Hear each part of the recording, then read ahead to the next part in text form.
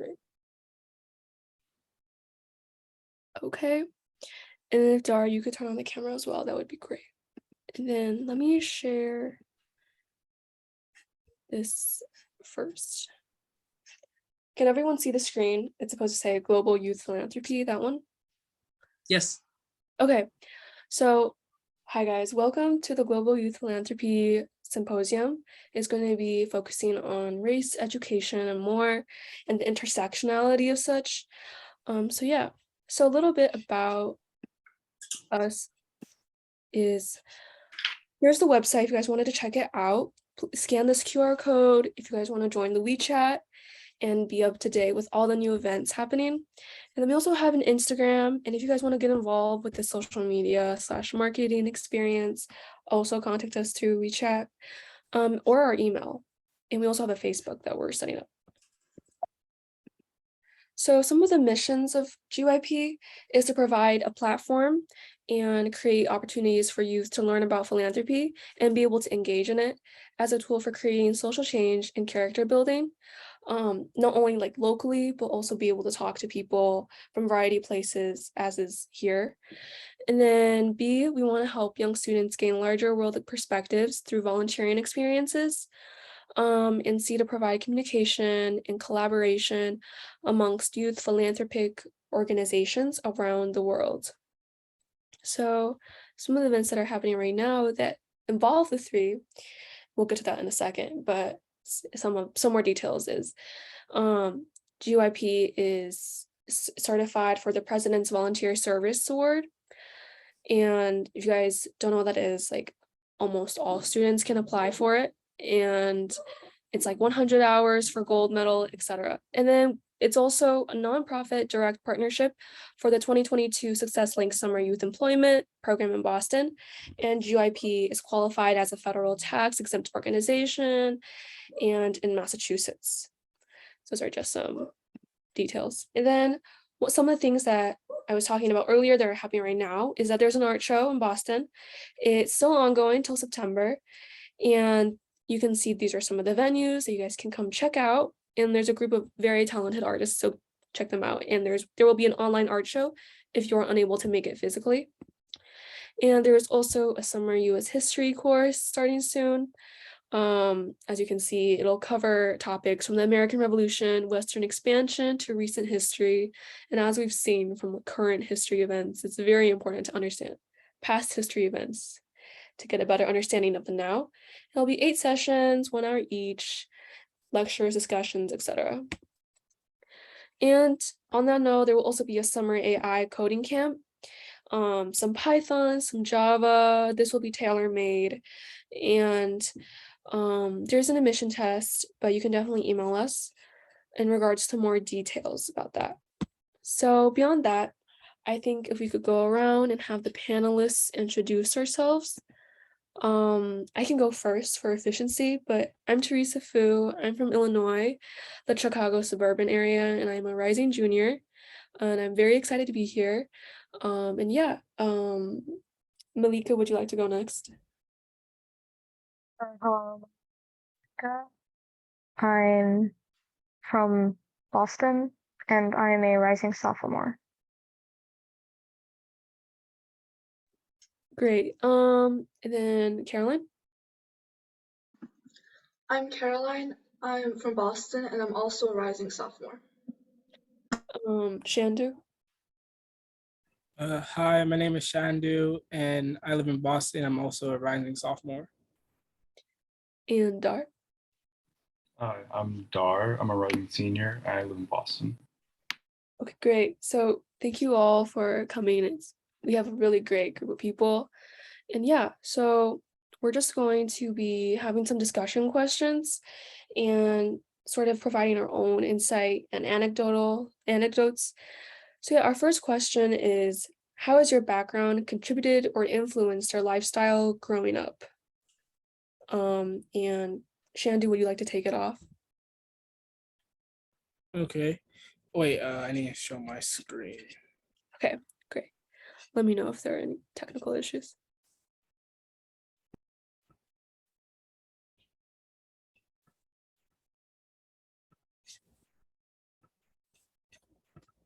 Yeah, you're okay now. So I need to allow it. Yeah, you're a co-host right now. Oh, I think everyone can share their screen, so don't worry about being co-host. Oh, it's saying I have to leave the meeting because it says that I didn't have it allowed to screen share, so I have to leave the meeting now to allow it. Oh, okay. Do you want to leave and come back real quick, and then maybe we'll have someone else sort of like bridge that time. Okay. Sorry about the technical issue. No, you're fine. You're fine. So sorry about that, you guys. But Malika, did you want to say something then? Assuming you also don't have a presentation and the continuous technical issues. Can you repeat the question again, please? Yes. So it was, how has your background contributed or influenced your lifestyle growing up? Well, my background kind of like separated me from a lot of like white peers that are like Christian and stuff, 'cause since I was born in Iran. And it kind of like set like a wall between me and them. And neither of us understood each other. I didn't understand Christianity, they didn't understand Islam, and it was kind of just a weird balance of not knowing what the other believes in. Yeah, I totally get that. I grew up, and this kind of branches off into another question later on, but like living in an area that is like there's a very heavily prominent like racial group or religious group, it can definitely feel like separating. And I know you were talking about how there was that bridge and gap, and I know my other people might have felt it. So like how would you say like you overcame it, or like how is like some of the other guys sort of overcame that bridge? We never really overcame it, but we kind of just accepted the fact that the other existed and move on with our lives. Mm. Do you think like has either group like sort of learned about it to sort of make the situation like less divisive in a sense? Maybe most of the people I knew back in Christian school kind of like we dropped off. I don't talk to them anymore, so maybe, I'm not sure. Mm. What about other people? How has your background contributed or influenced your lifestyle growing up? Caroline, do you want to go? Sure. So I think my background, it was kind of interesting because I feel like I had to balance being Chinese and being American a lot. And sometimes like, because in school we speak English. So sometimes I felt like I was losing a part of me that kind of all my parents, grandparents, extended family had. And it became hard to communicate with people from my culture. This is kind of like a tangent, but there are, for instance, at my school, in order to try and overcome that factor, again, going back to like the bridging gaps, but we have like affinity groups or clubs where there's like Asian student union, like Muslim student union, etc. I was wondering if you guys have any of those, and do you think it does like a good job of bringing together like sort of these divided or hard to bring together like sides of you? So there wasn't necessarily a club at like my school, but I remember back in like I'm not sure if it still continues now, but every year we have a multicultural night. So different parents around like the school will like bring different foods in.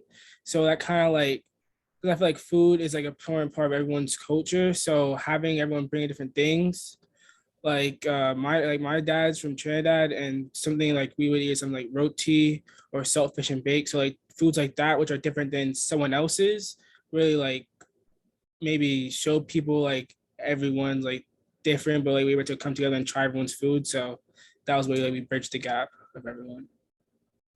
Yeah, I think, yeah, at my school we have something very similar. I think it's also called like multicultural day. Like people will set up oh, people will set up booths for their culture. Like there was like one for like China, one for Korea, one for Japan, one for oh my God, the name is like Malta. One for there's just a bunch, one for like Germany, and like they had foods, they had like little presentations behind them, sort of explaining like the culture, what's important to them, and just integrating like more cultural awareness. Um, so yeah, how has like your background contribute or influenced your lifestyle in another way? I remember Shandu, you were mentioning the slideshow that you had.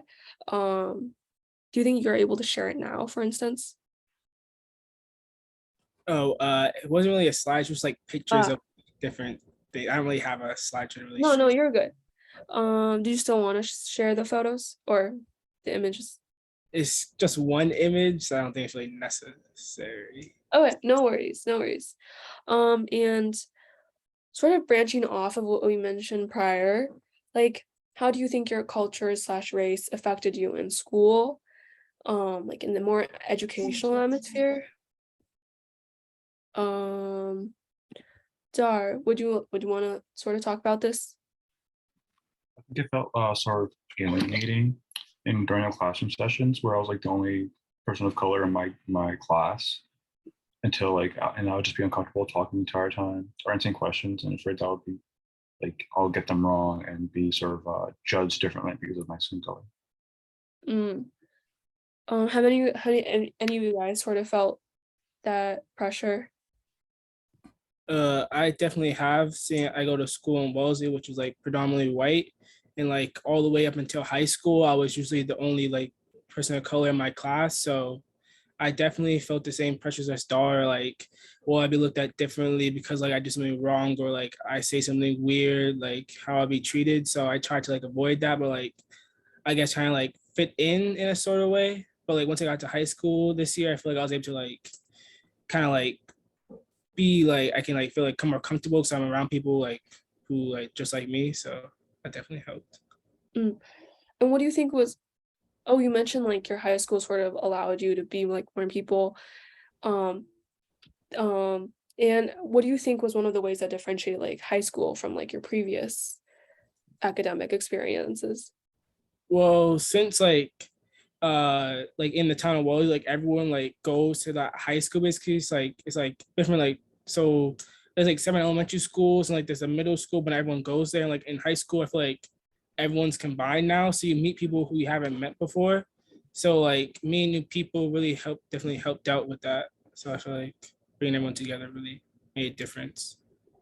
Carolyn, have you had that experience where, like, for instance, at mine, we have like 5 elementary schools and then it lumps into 2 middle schools and then everyone gets lumped together in high school. So I definitely get where Shandu's coming from. Like, there's a ton of new faces, especially from the class size, really exponentiates when you go to high school and middle school. But yeah. So yeah, Carolyn, have you had sort of a similar experience? A little bit less in high school because I feel like in high school there's like a stronger kind of Asian community, and a lot of my friends are also Asian, so that's been nice. But when I was in like sixth grade, I remember there were in my class there was me and I think like two or three other Asians at most, and it just felt like we stood out because everyone else was like white and it was a private school. No, yeah, yeah. I like resonate a lot with what you said because when I was in middle school, like it was a very similar experience and it felt like, oh, we gotta pair the two like Asian people together because they're the only ones who understand each other. So I was always with this one other person for every single group project because they were like, they just gotta be together. So yeah, I definitely see like and feel what you just said. Um, and then depending on where you live, we really sort of talked about this already, but how has the racial profile of a city or slash like growing up in a predominantly white town affected your outlook or sort of your self-esteem slash fitting in ability? Um, Malika, do you want to answer that? Well, growing up in like a mostly like white community and like in a school environment that was predominantly white, it kind of felt really awkward because I was like one of the only people that stood out because I didn't have like straight blonde hair. I have like curly brown hair, and just a lot of people like didn't understand when I tried to tell them that I was different, and it was kind of just really awkward to just be the only different one there. Yeah, I think also on another note, I feel like beyond just the demographic, I feel like there was this was a very popular debate, but like in society itself, there's a lot of they perpetuate a lot of these like European standards to be like the beauty standard, and all of like the American Girl dolls are mostly blonde, or like the ones you see that are highly prized are like blonde, blue eyes, etc. Or like you don't see yourself represented very well because if it's primarily this race, then they fail to really represent the other ones because they're not as educated about it, or they just don't want to explore that. Um, have you guys sort of experienced that, and like how have you combated that? Yeah, go ahead. Me personally, so I don't like live Wells, I live in Boston.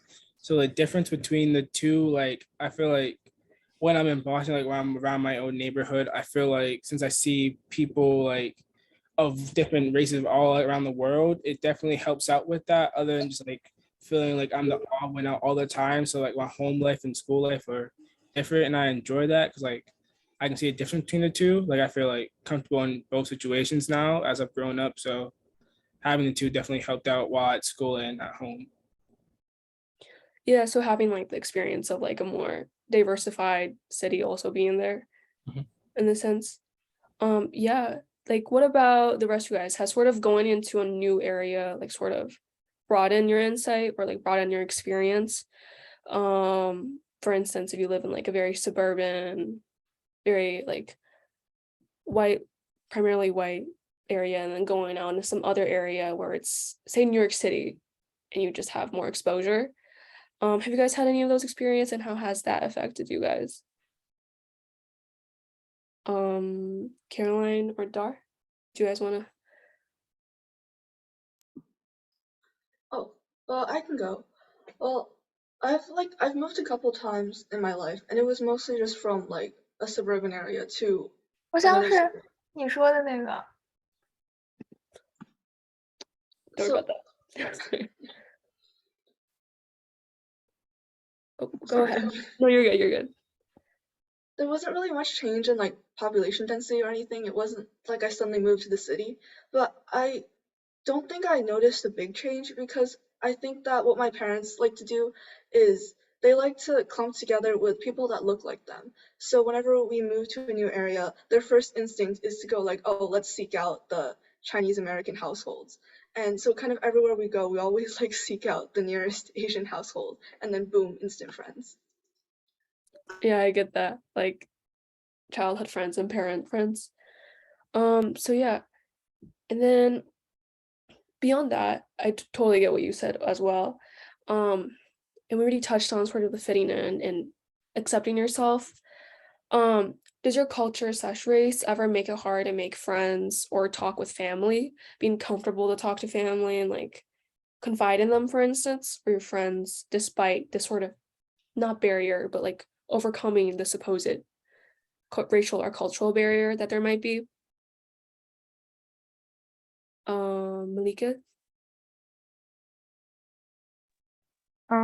It's kind of, again, it's like really awkward because when people like don't understand a religion or like the complications of like the oppression of being like one specific race or one specific religion, it gets really awkward for them to like talk about it because they don't understand and they can't really see things from your perspective because they're like they're privileged, they're privileged and stuff. So, it's kind of awkward to try to like put yourself in someone else's shoes and just understand it, but some people do and some people don't. Do you think there's like a way to like sort of combat it? For instance, like what distinguishes like the one who's able to sort of put themselves in other shoes, or who are willing to sort of step out of their own very maybe limited sight?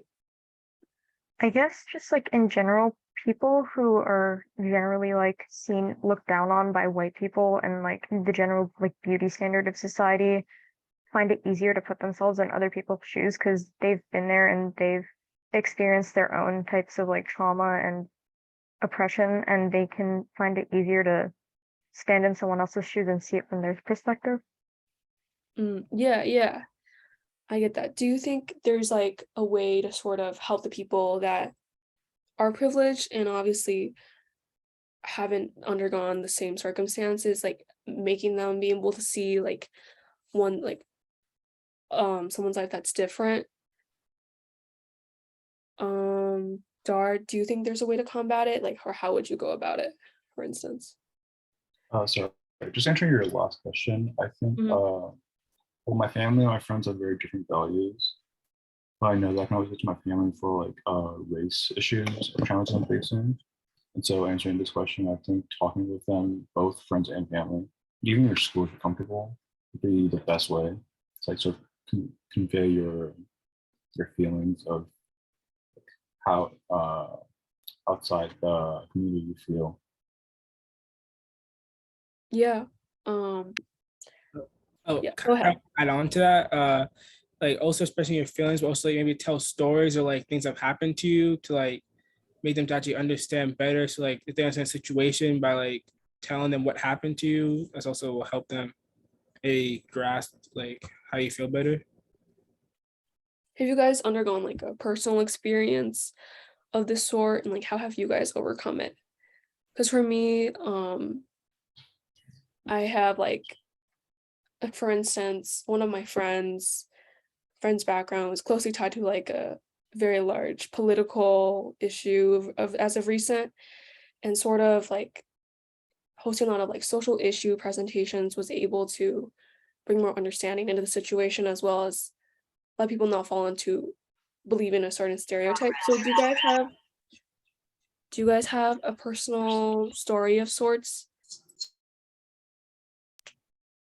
In my school, the Black Student Union, the Black Affinity Group, did this thing during Black History Month where they presented almost every day in assembly different like Black artists, Black musicians, or just culture stuff to sort of get the school aware of everything going on, even like political situations. These are best guys that yeah, we also have affinity groups that also do that. Like our Black Student Union did something similar. So I definitely think presentations and communications are key to broadening people's views. Do you guys also have another like other stories of sorts that are similar to this? If not, we can move on to the next question. But we can move on to the next question. Uh, This uh, oh yeah, go ahead.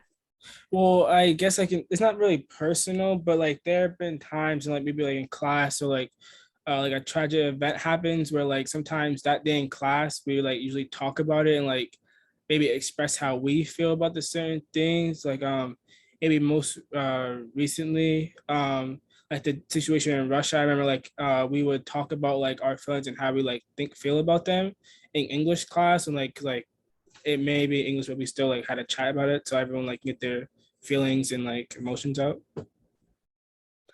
Yeah, I think honestly having something similar to what we're having now, it's not exactly doesn't have to be like a Socratic seminar, but bouncing off ideas is a great way to understand and learn. So another question is what are some harmful stereotypes you've encountered about your culture, about who you are, and how should they be combated? So it kind of ties into the previous ones, but it's a bit more niche. Caroline, do you want to answer that one? Oh, sure. I think that the main stereotype I've encountered, like in regards to Chinese culture, is it appears a lot in media, but it's like Chinese people are all good at math and they all want to like be a doctor or something. And I think I think first it's wrong because it's like it's not just math that's important. Like Chinese literature and China has a 2000-year history, and this is all like important to the culture as well as getting a good education as well as math. And second, it just feels like a lot of pressure. Like sometimes I'll do well on a test and I'll show it to my parents and they'll be like, "Yeah, of course, you're Asian." But it's not. I spent like hours studying and sometimes I don't even do that well. I've gotten like 70s on math tests pretty recently. And I think to combat it, it would be, of course, having like discussions like this is definitely helpful. but also I think it's important to see other people as like people and more than just like a TV show caricature or something.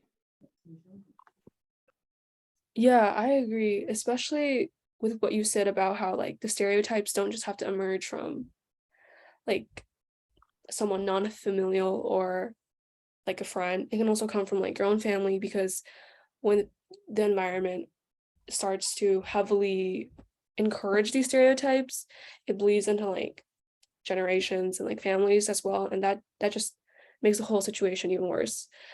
Um, Dar, Malika, Shandu, do you guys have any comments on this? Uh, Some of the stereotypes that I've found in like generally like Islamic or Arab people is that like a lot of them are like terrorists. And I think it's really dumb because like most of the Arab people that I meet in like meetings and like religious gatherings, they're all like pretty nice. They give basic respect and you either earn their respect or lose it like any other person. And they just treat you like a human and I don't really understand why. And just even then, I've also experienced like stereotypes in like school and stuff, like in my old middle school. It was like a bit weird to like listen to in public and not like online on the internet, but it kind of just it feels weird and like unreliable, very. mhm. Yeah, I think definitely the sort of the transition from, oh, it only happens online. And then when you really like experience it yourself, it's like, oh, well, it's so much more like prevalent than just being online and like in that space. Um, so yeah. And Dar, Shandu, do you guys wanted to say anything about it? One thing I've noticed sort of, I don't know, like physical capabilities. Like I do track and field, right? And so this past season, our best runners are like all black and stuff. And I've noticed some comments saying, "Oh, it's either genetics, they're black." So it's something like, of course they're faster, of course they're strong on this event. And I've just been really shocked to like hear that like, outright. Yeah. When they publicize like opinions that are very stereotypical and they're just like they think that they're like complimenting you, I think is especially like so toxic because they spin it in a way that seems like they're congratulating you on something, but it really just it's like the exact opposite. Um, Especially when most of them are seniors too. They've worked hard for that for yeah, years. I don't know.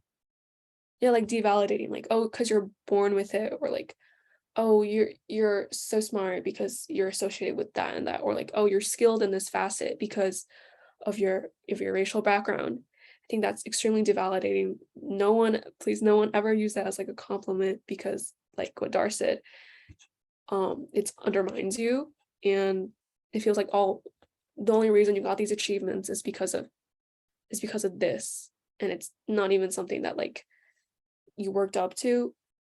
So yeah. Um, and then how do you have you guys ever been treated poorly? We've really talked about this, but because of your ethnicity, race, or beliefs, and if so, in what ways? So if you guys have like more specific examples or just like additional comments on that, Shandu, do you want to take that? Yeah, so in school, like I was like think nothing that maybe like most recently or like stay in my mind, but like there definitely is usually a comment or based on like how I look, maybe I'll get compared to like maybe like a rapper or something. Someone would compare me just for that and like say like I am just like them. Occasional comments like that usually just like aren't needed, but like, you know, maybe they think like it's funny or something, but never like really comes off that way. Yeah, I totally agree. Kind of ties it back into the whole like devalidating part. Malika? In middle school, I have had a few experiences where people have like made fun of me for my like ethnicity and stuff. And like it's weird because they think it's funny. Like they put a spin on it and they make it a joke. And everyone who like isn't part of the group that they're trying to make the joke out of is just like laughing. And you're like, why are you laughing? That's horrible. And it's kind of just weird to listen to because you're like, you're the only one who understands that it's like insensitive. Hmm. I think group settings definitely exacerbated because people fall into like the bandwagon belief. And if everyone around you is like condemning someone, then you like join in on them. And I think that's kind of what you mentioned, how I don't even think that sometimes they understand the things that they're saying or what they're supporting, or like what they're saying is funny, isn't funny. And even if they're trying to fit in, it should never be at the expense of like someone else. And especially if something that like they're unable to control and it's not related to them at all. So Caroline, do you have any experiences or like comments in general? Indar. Well, when I was younger, before I moved to Boston, I remember there was this kid who, whenever he saw me, he would like pinch the corners of his eyes to make them like smaller, and then he would just do a parody of the Chinese language and say things like "ching chong," and I was too young to know that he was insulting like Chinese culture. And so I went home and I asked my parents, and they just didn't tell me. They just got really concerned and they said, "That's bad. Don't hang out with this kid." And it was only until years later that I realized what it meant. And I think that's always kind of stuck with me because, like, just kind of like having this realization years later. Yeah. Oh, sorry. I might have accidentally muted someone. My bad. But yeah, I get that as well. Kind of falls back into the whole like people don't know, like people do it because they think it's funny or it makes them seem cooler. So yeah, and I think we've kind of talked about this earlier, but how do you think we can kind of like take control of like our own narrative a little more and sort of teach others in our like community how to combat these people and sort of be a figure that they can like lean on, for instance? Shandu? Wait, sorry. Can you repeat the question? Yeah. So kind of tying back into our previous question, like how do you think we can try and remedy that? Obviously helping other people in our community sort of not face these circumstances. And even if they do, because a lot of times it's inevitable, how to be educated about it and how to overcome it and not let it penetrate like mental defenses and all that. I feel like definitely communication's key with that. I feel like having discussions such as like this are like very helpful because I feel like when people are like balling up maybe emotions like that, they tend to then like not know how to deal with it. But like letting it out easily to someone who else may understand, I feel like definitely is helpful for many people. Yeah. Do you guys have any like organizations in your community that is specifically targeted towards this? Because I know like more now than ever, like a lot of teenagers are spearheading or like college students are spearheading like nonprofits, organizations, like kind of like GYP actually, that are focused on dismantling these really bad misunderstandings. So like do you guys have any local organizations or communities, or are you guys part of one, for instance, that you think has really made a difference? There are definitely much smaller, like in school. There are like things such as like the STARS program where it's trying to, but those clubs usually aren't as successful as many others because like the lack of like care I feel like people have for them. So they end up like just going like misused and like aren't like projected out to many people. So I feel like they end up being useless in such a way. Mm.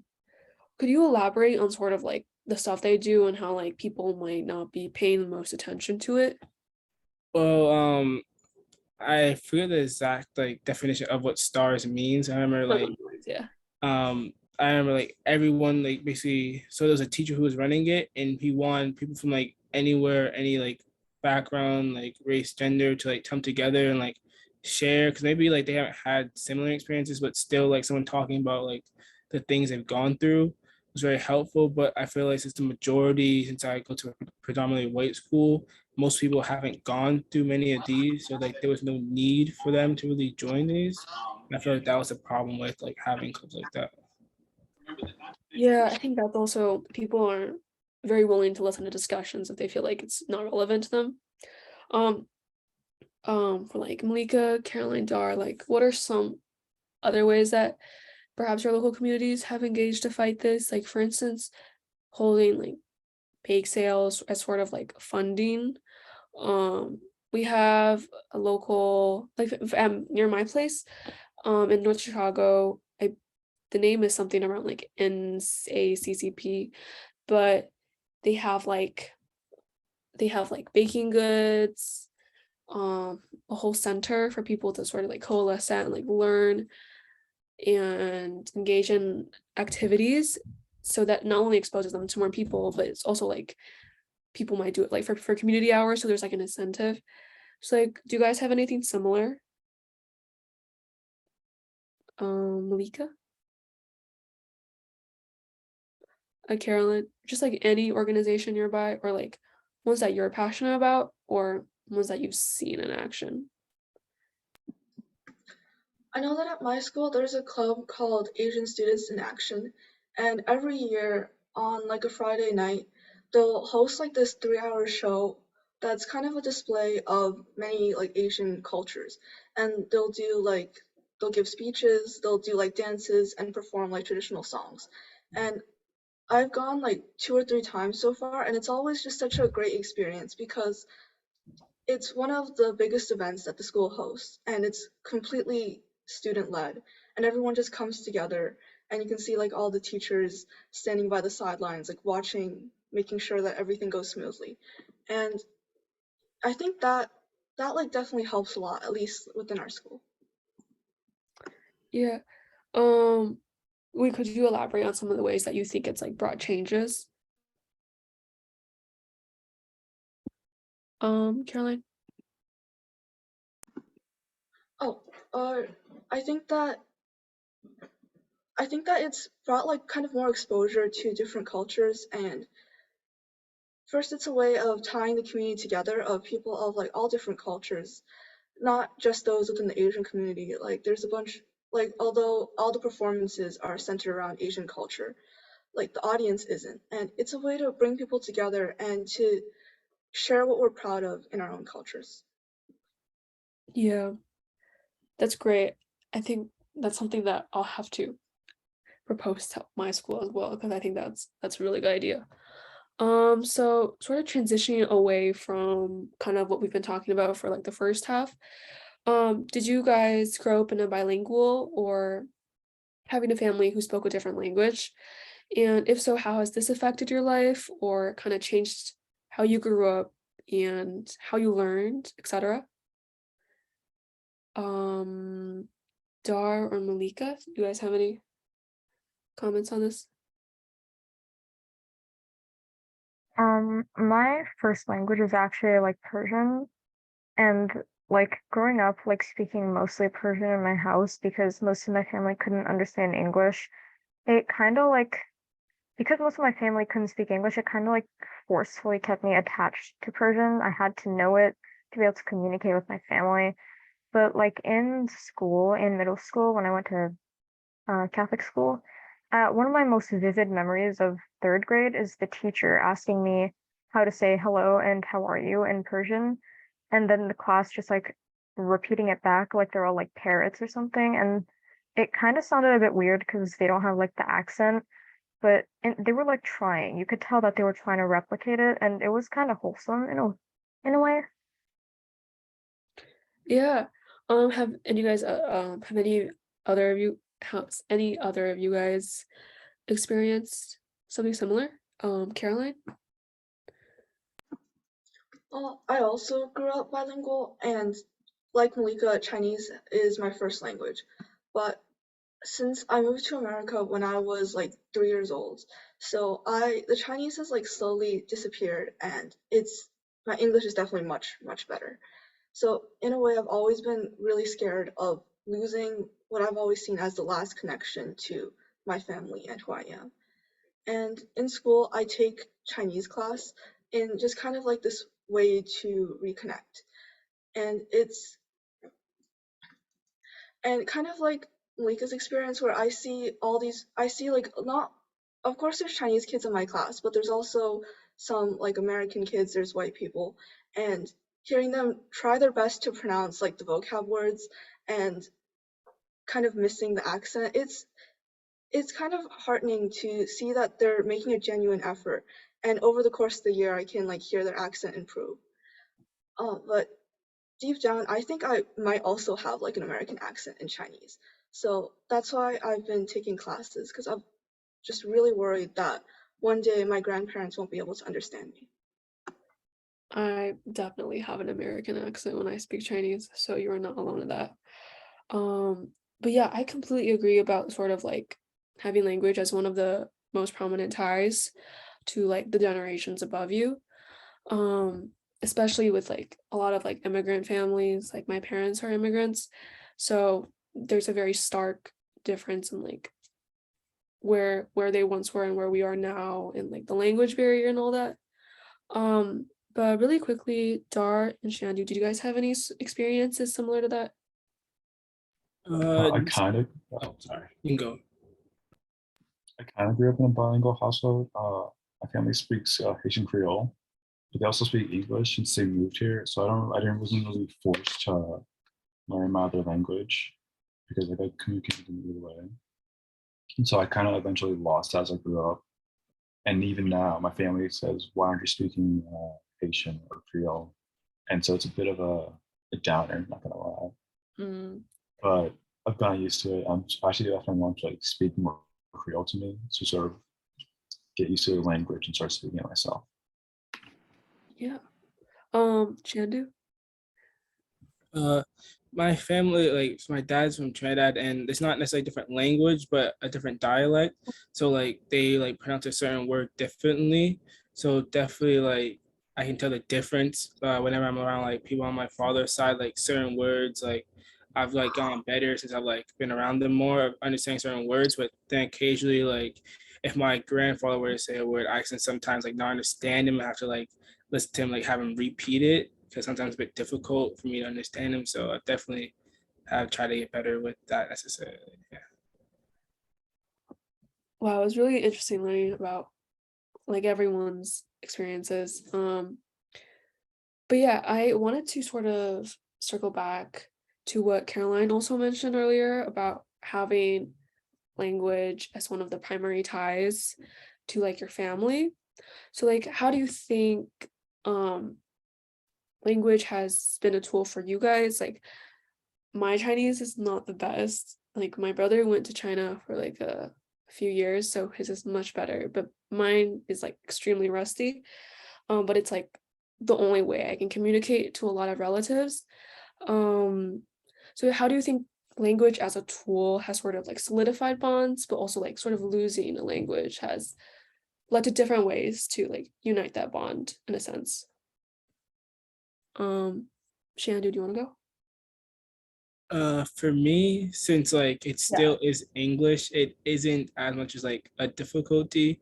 Sadly, I remember like experiencing it a hard way because me personally, I don't really use that dialect, so it's never like in my like life, but I can understand it. So if someone says something to me, like I won't like have a blank face, but I don't think ever like it doesn't really affect my day-to-day life that much. Yeah, got it. Um, Caroline, do you have any comments on this? I think it does hurt a little bit when some of my relatives tell me that my Chinese is bad, or when I just notice that there's a blank in a Chinese word that I forgot. But I think that the process of me having to relearn Chinese has brought me closer together with some of my family, because my grandpa teaches me Chinese like once a week. We set up a meeting and I just read from a Chinese book to him. And with my parents, they've been trying to get me to learn Chinese by forcing me to watch these like Chinese dramas. And recently we've been watching one called Word of Honor or Shan He Liang. I don't know if anyone's heard of it. And that's been like pretty fun, although I still read the English subtitles. I hope that I'm getting better. I think you definitely are. At least more than me. I have to watch dramas too. Um, Dar, I think you mentioned something similar. Do you have any comments on this? Yeah, like sort of like Carolyn said, it kind of hurts when they mention, oh, you're not as good at this language, or you can't really understand what we're saying in this conversation. So now I kind of rely on context, like the emotion they use or tone, and just the situation we're in. I've gone by somewhat decently. Mm. Do you think like I know like perhaps language is a barrier, or I think you're fine with like facial and tone and all that. But like how do you think, what are other ways that you've sort of united those family connections despite having sort of like this obstacle? I usually have my mom the translator for me. Like, Mm, for example, my dad, he doesn't really speak English at all. He speaks entirely Haitian. And so my mom's always on the phone with us as well, like sort of translate between the two of us talking. do you think so yeah, do any of other guys sort of have to like perhaps like language is sort of an obstacle? Like what are the ways that you guys sort of balance that out with other forms of connections or activities? Um Malika or Caroline, maybe?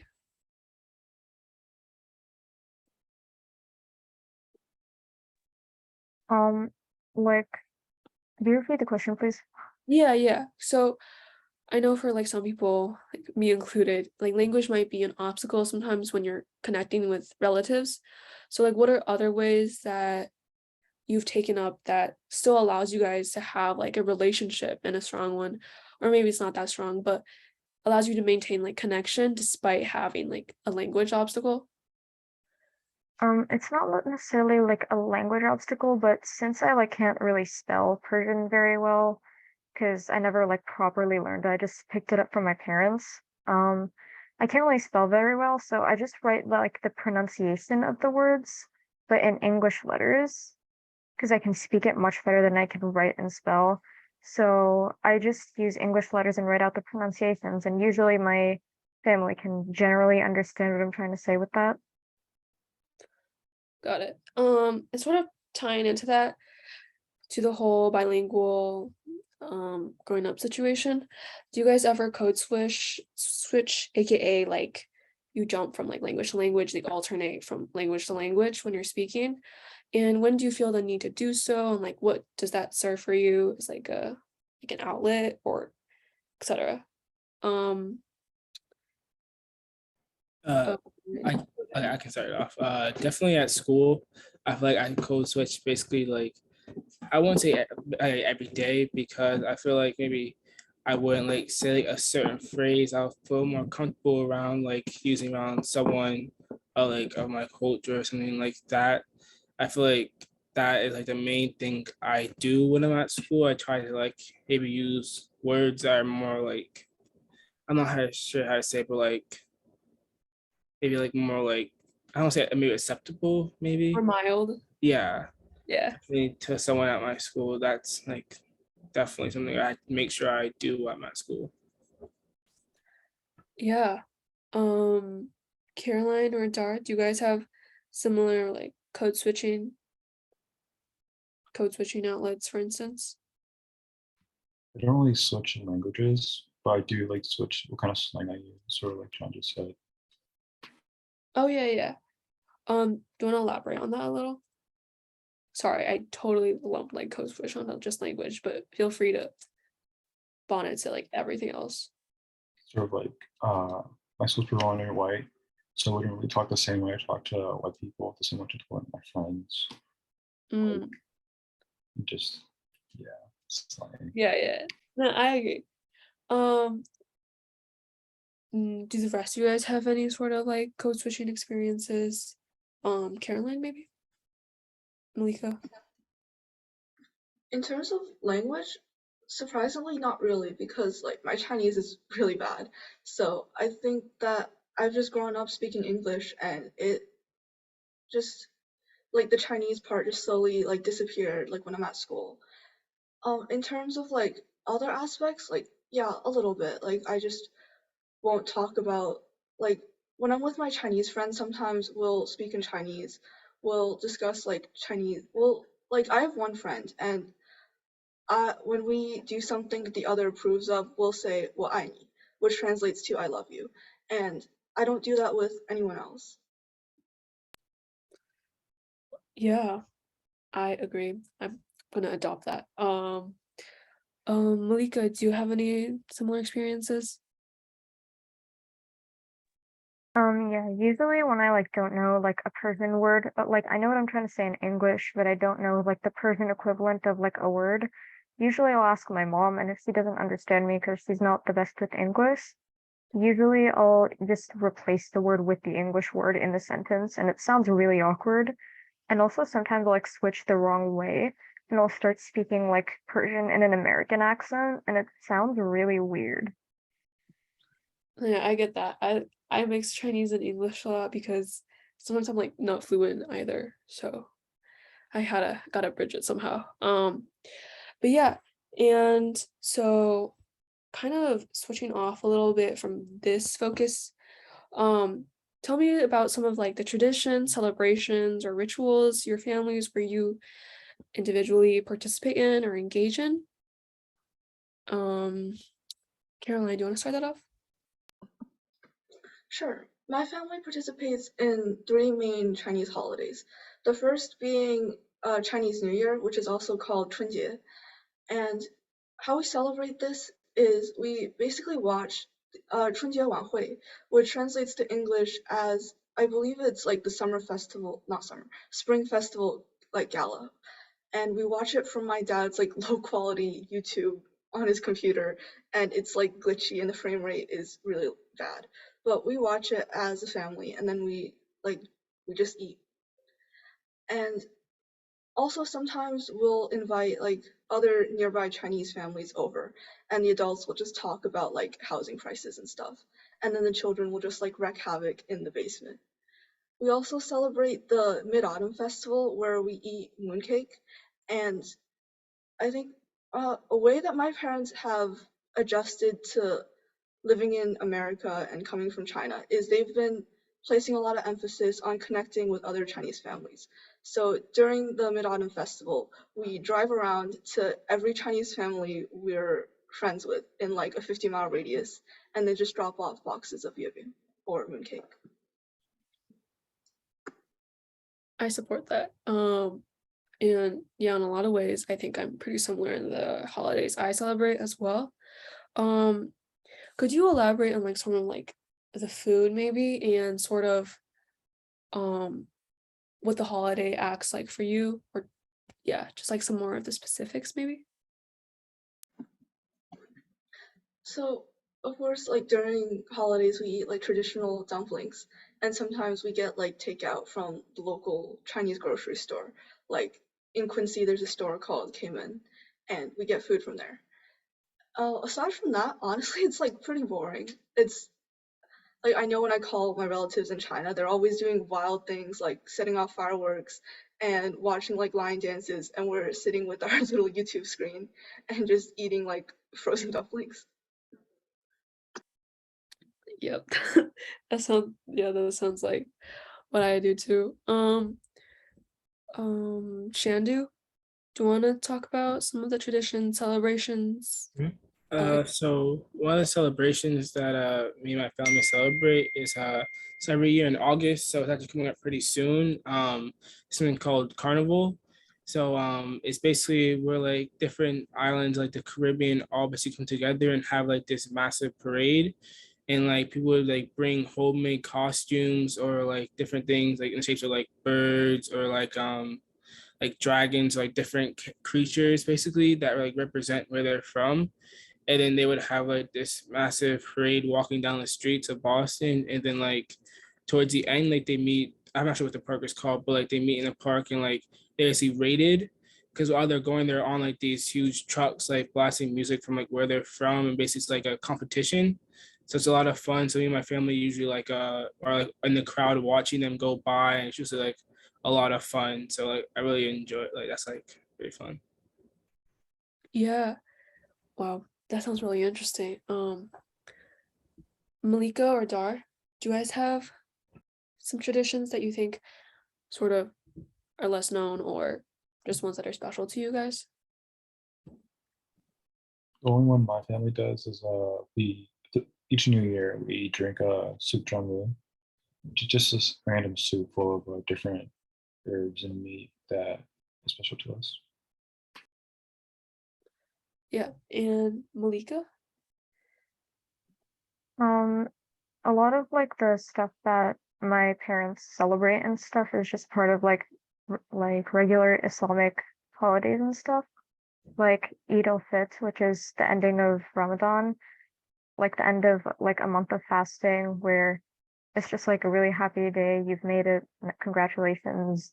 And also there's the Persian New Year, which is called Nowruz, and you have to like set up like a table with the Sofeh Hafsin, which is relates to like the table of the seven S's basically, and you put like a bunch of stuff on it that in Persian starts with the letter S, or like the pronunciation of the letter S, and you put like a bowl of goldfish too, and it's always really funny when the goldfish jump out of the bowl. That's very cool. And in addition, it was really nice hearing all about your stories.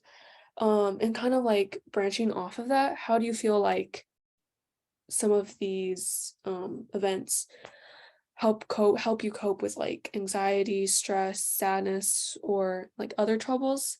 Is it like sort of a coping outlet, for instance, or what do these sort of what do these sort of like help you cope with if they do, for instance?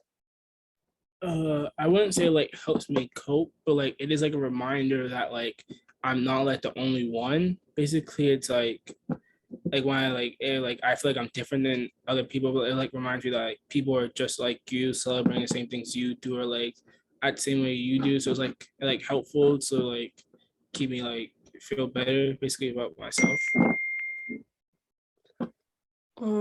Caroline? As I think it, yeah, similar, yeah, I probably like a similar experience. Like also helps me like see people who are similar to me and connect with my family more. And I think that in general, like my culture probably causes a bit more stress than like to be honest, because there's like a lot to there's I have to worry about learning the language, etc. But an aspect of my culture that always keeps me grounded and helps with like anxiety is I practice martial arts and I learn like traditional kind of Chinese martial arts and I do this once a week and it just gives my life structure. It like helps a lot with just it gives me something to do, it gives me something to look forward to. And I think that's probably helps me the most. Uh, yeah, I I think also kind of tying into both what you guys have said, it's just like such a nice moment to be able to like revel in the moment with other people who celebrate the same things as you, and just being able to see like, oh, I'm not the only one who's like over exhilarated, like there's other people who are also embracing and they're right here with me, and there's like this one activity or this one thing that brings us together that we might have never been brought together elsewise. And I think that's like one of the like most beautiful things about culture, even though I know society likes to use it as like a very separative factor. But yeah, Dar or Malika, have you guys had how would you say like these culture activities or culture events have helped you sort of deal with something or is a reminder of something? For me, like similarly to Caroline, it's also sometimes a bit more stressful than like anxiety reducing because my parents are like perfectionists and they want everything to be perfect and they'll have a meltdown asking me like, where's this, go put on a nice dress and stuff like that. And it's kind of frustrating. But when it's not like that, it's kind of just fun to just hang out and do stuff. Similar to Sean, my entire family, my great aunt makes soup for us. So we're early in the morning. We'll go to her house and we get the soup. And then it's just a good opportunity to like meet everyone. Mhm. So you kind of branching off of like this idea as well. Are there any spiritual or religious beliefs that act similarly as like a grounding device, or that are important to you and your family? And how do they impact like your day-to-day life? Malika, I know you mentioned earlier that like you grew up in a primarily like Christian-centered community. Could you elaborate on sort of how that and like your own personal religious or spiritual beliefs have sort of interacted? Well, like as you know, Christians celebrate Christmas. I'm pretty sure everyone knows what that is. Um, and my family is Islamic, so as a kid growing up in like a Christian school, I was like, why don't we celebrate Christmas? And my parents were like, oh, because we're not Christians. And I wouldn't understand it because I didn't completely understand the concept of other religions other than Islam, because it was what I grew up with. And it was kind of just weird because everyone else was off having like Christmas break, Thanksgiving break, and I don't even know what half these holidays are for. My parents don't celebrate it. It's just 4 days off that you just go to New Hampshire and do stuff.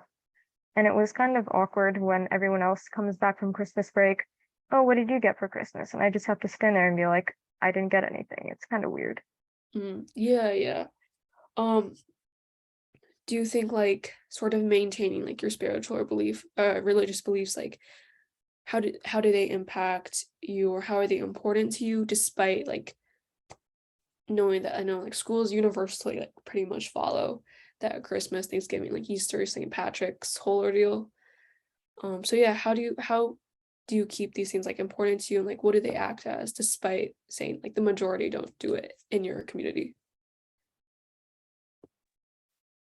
It's kind of like it's more of like a whenever um an Islamic holiday comes up, my parents have to like call up the school, be like, there's a holiday coming up, like I won't be coming to school this day or like this few days. And it's a bit weird when I come back and everyone's like, where were you? And I have to explain the entire holiday to them.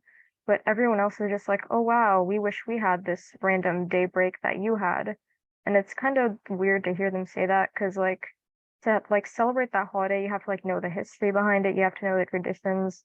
And it's not just like a 1 day break. It's like you have to do all this stuff today. You have to take a shower, you have to go outside, you have to pray, you have to do a bunch of stuff. And it's not just a day off, it's just a day of doing religious stuff. Mm.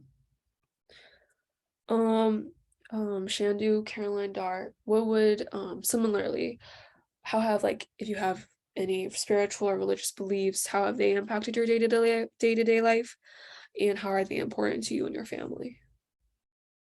Uh, so for me, my family necessarily isn't very religious, but like at school, it's like very like interesting because I have friends who like are from different backgrounds. So like it's like it's like cool to hear like how they differ, I guess. But like they won't like don't necessarily like impact my life, but like it's nice to hear like the difference between them.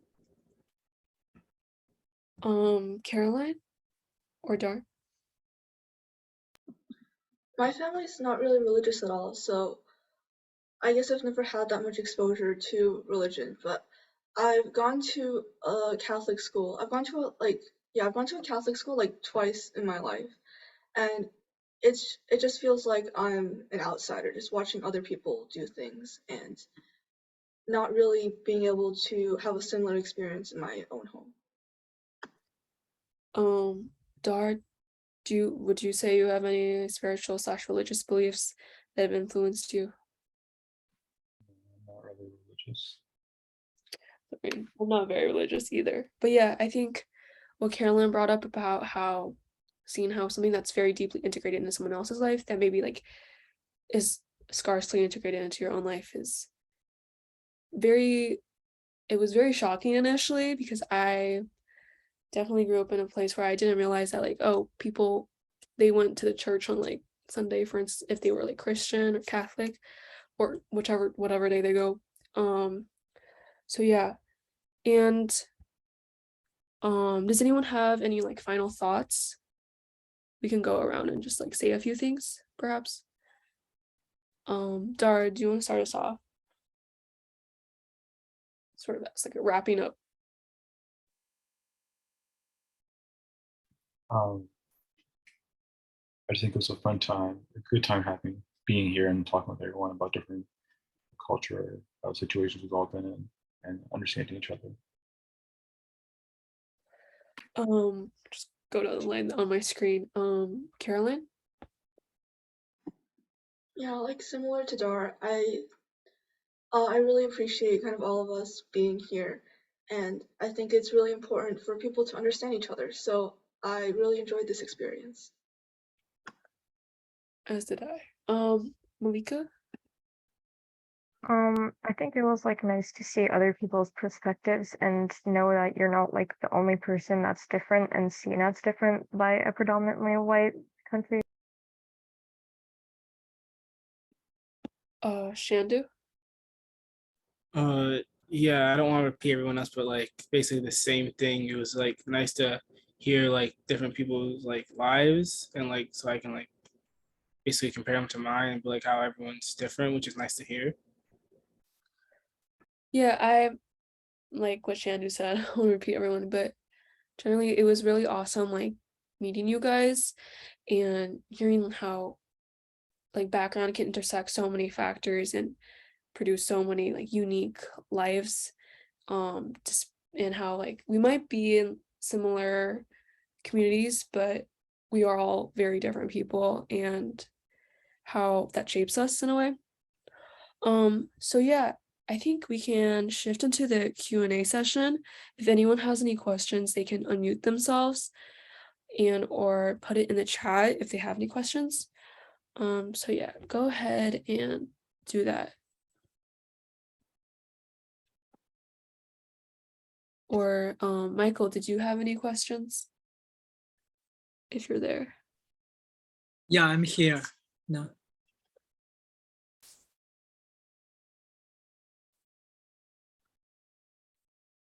So yeah, people don't really have questions. If you guys do, like anytime, put it in the chat room yourselves. But if there's no more questions, I think that pretty much wraps up the symposium for today. It was phenomenal having you guys all here, and I hope the discussion was somewhat enlightening or just interesting to hear from. And yeah, and also feel free to check out GYP. There's Instagram. If you want to reach us via WeChat, do so as well. There's tons of events coming and tons of events in session right now. So yeah. Michael, do you have any words to say? Yeah, very good. Excellent. Good job. Yeah. If there's no question, we can finish. Yeah, anybody can send us email for a follow-up question. Yeah. Otherwise, yeah, thank you so much for being here today and have you guys have a great day. Okay. Thank you. Thank you.